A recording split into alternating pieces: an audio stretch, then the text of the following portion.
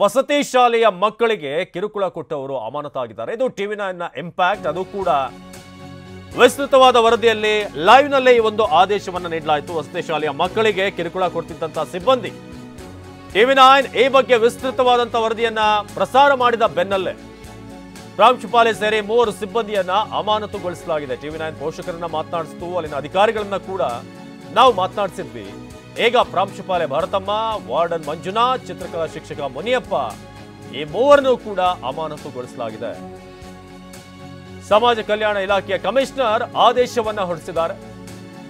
ಮಕ್ಕಳನ್ನ ಶೌಚಗುಂಡಿಗೆ ಇಳಿಸಿದಂತ ಶಿಕ್ಷಕರನ್ನ ಕೂಡಲೇ ಇವರ ವಿರುದ್ಧ ಕ್ರಮ ಆಗಬೇಕು ಅಂತ ಟಿವಿ9 ಒತ್ತಾಯ ಮಾಡಿತ್ತು. ಟಿವಿ9ನ ವರದಿಯ ಇಂಪ್ಯಾಕ್ಟ್ ಈಗ ಅವ್ರನ್ನ ಅಮಾನತು ಮಾಡಲಾಗಿದೆ. ವಸತಿ ಶಾಲೆಯ ಮಕ್ಕಳಿಗೆ ಕಿರುಕುಳ ಕೊಟ್ಟವರೀಗ ಸಸ್ಪೆಂಡ್ ಆಗಿದ್ದಾರೆ. ನಾವು ವಿಡಿಯೋ ಸಮೇತ ಏನೇನೆಲ್ಲ ಆಗ್ತಿದೆ ಈ ಶಾಲೆಯಲ್ಲಿ ಅಂತ, ನಾವು ಎಷ್ಟು ಮಟ್ಟಿಗೆ ಇವರು ಟಾರ್ಚರ್ ಕೊಡ್ತಿದ್ದಾರೆ ಅನ್ನೋದನ್ನ ರಾಜ್ಯದ ಜನತೆಯ ಮುಂದೆ ಟಿವಿ9 ಬಿಚ್ಚಿಟ್ಟಿತ್ತು. ಅದಾದ ನಂತರ ಇದೀಗ ಆ ವಿಸ್ತೃತ ವರದಿಯ ಬೆನ್ನಲ್ಲೇ ಎಲ್ಲರನ್ನೂ ಕೂಡ 3ರನ್ನ ಈಗ ಅಮಾನತು ಮಾಡಲಾಗಿದೆ. ಇವರುಗಳು ಬಹಳ ಟಾರ್ಚರ್ ಕೊಡ್ತಾ ಇದ್ರು ಅಂತ ವಿದ್ಯಾರ್ಥಿಗಳ ಪಾಪ ಅದನ್ನು ಹೇಳೋಕೆ ಆಗ್ತಾ ಇರಲಿಲ್ಲ. ಪೋಷಕರ ಬಳಿ ಒಂದಷ್ಟು ವಿದ್ಯಾರ್ಥಿಗಳು ಹೇಳ್ಕೊಂಡಿದ್ದಾರೆ, ಈ ರೀತಿ ಆಗಿದೆ, ನಮಗೆ ಹಿಂಸೆ ಆಗ್ತಾ ಇದೆ ಅಂತ. ಆದರೆ ಅದನ್ನು ದಯವಿಟ್ಟು ಕಂಪ್ಲೇಂಟ್ ಮಾಡಬೇಡಿ ಅಂತ ಪೋಷಕರಿಗೂ ಕೂಡ ಪಾಪ ವಿದ್ಯಾರ್ಥಿಗಳು ರಿಕ್ವೆಸ್ಟ್ ಮಾಡ್ಕೊಂಡಿದ್ದಾರೆ, ಮತ್ತೆ ನಮಗೆ ಸಮಸ್ಯೆ ಆಗುತ್ತೆ ಅಂತ. ಆದರೆ ಟಿವಿ9 ಇದನ್ನು ಬಿಡುವಂಥ ಪ್ರಶ್ನೆಯೇ ಇಲ್ಲ. ಅದು ಯಾರೇ ಆಗಿರಲಿ ಅವ್ರನ್ನ ಕ್ರಮ ಕೈಗೊಳ್ಳಬೇಕು ಅಂತ ನಾವು ಸಚಿವರಿಗೂ ಕೂಡ ಒತ್ತಾಯ ಮಾಡಿದ್ವಿ. ಎಚ್ ಸಿ ಮಹದೇವಪ್ಪ ಕೂಡ ಟಿವಿ9 ಜೊತೆ ಮಾತನಾಡ್ತಾ ಈ ವಿಚಾರವನ್ನು ಅವರು ಕೂಡ ಹೇಳಿದರು, ನಾನು ಆದೇಶವನ್ನು ಕೊಡ್ತಾ ಇದ್ದೀನಿ ಅಂತ.